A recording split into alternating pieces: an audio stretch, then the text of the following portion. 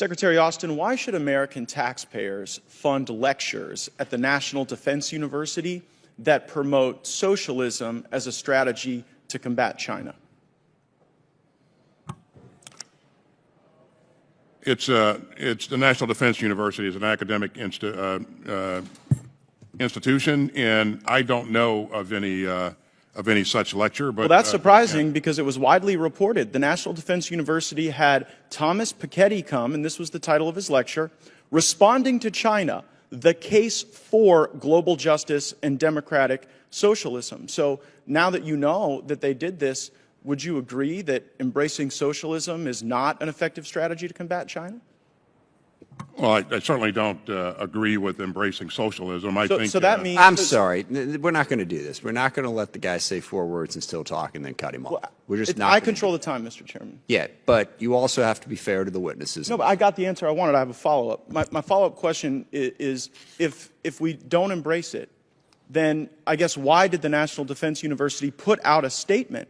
Again, this is funded by U.S. taxpayers, saying in this talk, Mr. Piketty will argue that the right answer lies in ending Western arrogance and promoting a new emancipatory and egalitarian horizon on a global scale, a new form of democratic and participatory, ecological, and post-colonial socialism. So why would we invite people we don't agree with to evangelize views and values that we don't share at the National Defense University when we should be learning strategy about how to combat our enemies and make assessments that are accurate? And we do learn a lot about strategy and about the military and about joint force development, and so that is our focus in these institutions.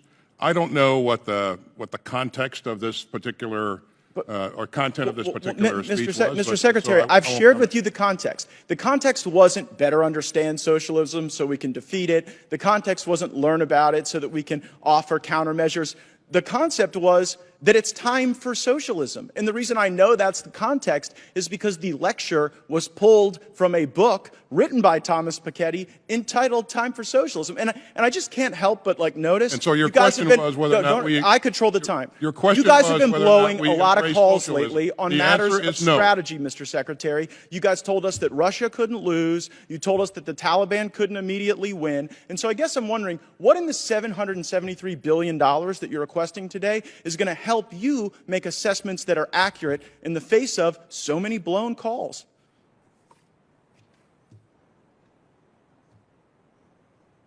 You've seen what's in our budget. You've seen how the budget matches the strategy, and so I'll let that speak for itself. Well, I mean, I've also seen that we're behind, Mr. Secretary. We're behind in hypersonics. We failed to deter Russia. Last year, so what do you mean we're behind in hypersonics? How do you? Okay, who's ahead in hypersonics? How do you make that assessment? I don't know. I make that assessment because China is fielding hypersonic weapon systems and we are still developing them. I make that assessment because Russia actually used one. By the way, your own people brief us that we are behind and that China is winning. Are you aware of the briefings we get on hypersonics? I am certainly aware of briefings that we provide to Congress. But it's not just the hypersonic. It's all over the world. It's in Taiwan, where China last year flew more sorties than ever before. It's North Korea, on pace to shatter prior records, the number of missiles that they are testing. And so while everyone else in the world seems to be developing capabilities and being more strategic, we got time to embrace critical race theory at West Point, to embrace socialism at the National Defense University, to do mandatory pronoun training. Do you assess... You know, it's again, this is the most capable, the most combat credible force in the world. It has been, and it will be so going forward. Not if we continue down this path. To do that. Not if we embrace socialism. The fact that you're embarrassed by your country. No. I'm embarrassed by your leadership. I'm sorry for I am that. not embarrassed for my country. I wish we were not losing to China. It's I what wish you're we saying. were. You know what? That is so disgraceful that you would sit here and conflate your failures with the failures of the uniformed service members. You guys said that Russia would overrun Ukraine in 36 days. You said that the Taliban would be kept at bay for months. You totally blew those calls. And maybe we would be better at them if the National Defense University actually worked a little more on strategy and a little less on wokeism. Has it occurred to you that Russia has not overrun Ukraine because of what we've done? and our allies have done? But that was Have baked you ever into your even thought flawed about that? assessment. That was baked into your flawed assessment. And so yeah, I saw that the Obama administration fact that we tried helped to the destroy Ukrainians our was a military flawed by assessment? starving it of resources, and it seems the Biden administration is trying to destroy our military by force-feeding it wokeism. I yield back. Gentleman's time.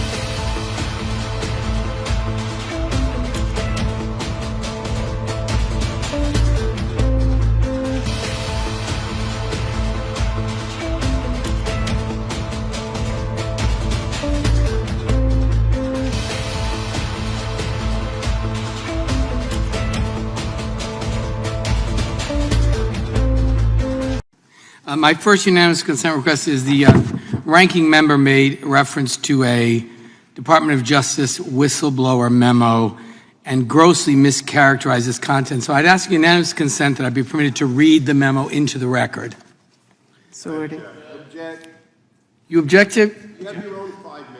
You object to reading into the record the memo that was, okay. Not if you then do I it on ask your time. unanimous Motion is consent- heard. Then I ask unanimous consent that the document that the Republicans were afraid to have be read aloud be introduced into the record. Without objection. I have unanimous consent request that a document, a PolitiFact head with a heading, "No, the federal government isn't using the Patriot Act to treat parents Madam like Chair, domestic," be introduced into the record. Madam Chair, point of order. Unanimous consent is limited to describing the document. Which I am doing right now. Madam No one Chair, is I objecting have the to floor. document. All And right, the all document- right. Hold on, guys. Okay. I'm Gentlemen asking can unanimous describe it. consent that the document Headline. entitled, "No, the federal government isn't using the Patriot Act to treat parents like domestic," be made a part of the record.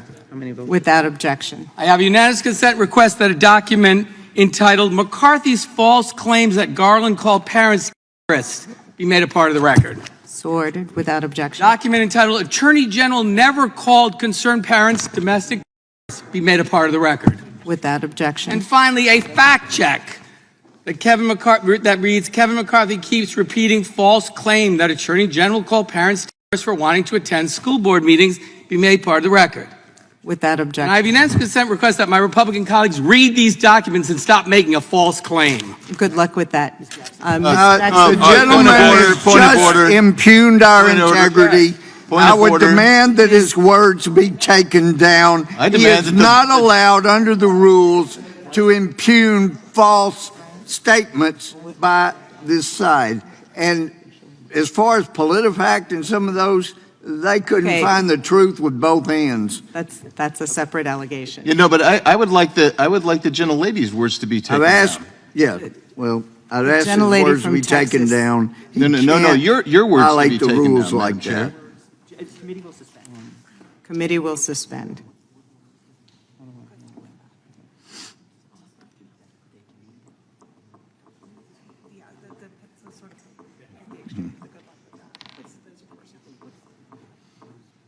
I'm sorry, were they intending to read it?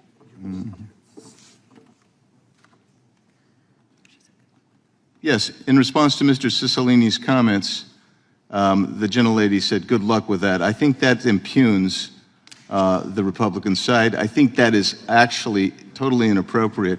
And if we're gonna start letting people out of order, just throw in documents. Man, I've got about 20 sitting right here.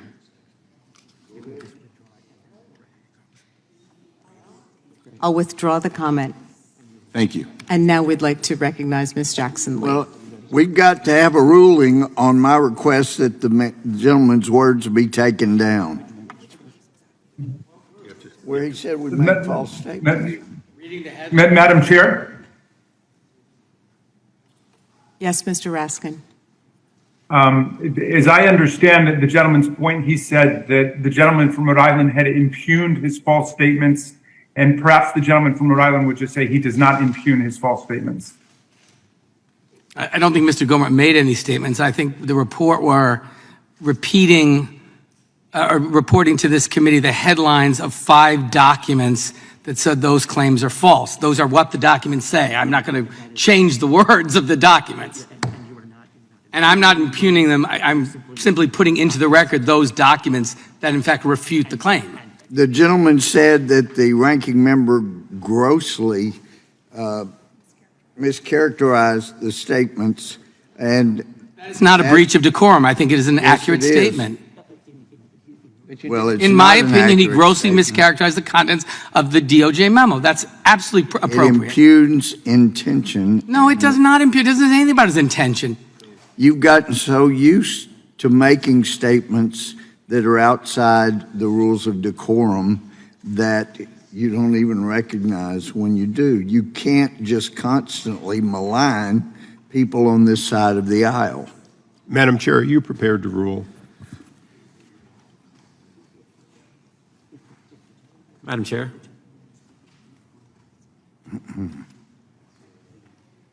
Madam Chair.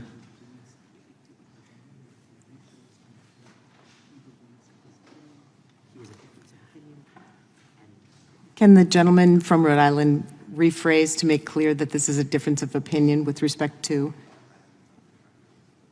Well, Madam Chair. I certainly, to the extent that they thought my words were impugning them, they were responding to statements made and a rejection of those statements in written documents, not impugning any declarant in this hearing. Madam Chair. But I don't think that our rules require me to accept assertions without challenging them. That's exactly what a committee process is about. And I am not going to limit my right to challenge claims that are made appropriately, which I believe I did. That is outside the bounds for any member to just take over time and start impugning other people making false statements. I don't think there was anybody impugning anybody. I think we were challenging the claims that were made. Request I'd ask that the chair make the ruling. allows I'm not gonna a request for unanimous consent. It doesn't allow you to start mischaracterizing what you allege are mischaracterizations. Yes, Mr. Jordan. Well, let's just get to the facts. The facts are the White House coordinated with the School Board Association. Oh, we're going to have an argument about the facts. There's I a welcome that, request Mr. Jordan. On the floor. He stated something that's just not accurate. I got the letter right here. Mr. It talks Jordan, about you're the- not. Oh, no, I want to impugn. All right. Fine. Are we ready? Yes. Okay. That's fine.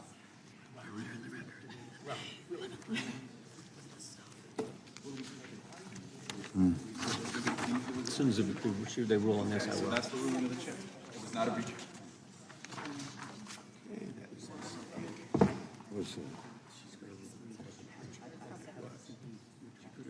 He's not going to do it, sir. He's not going to do that.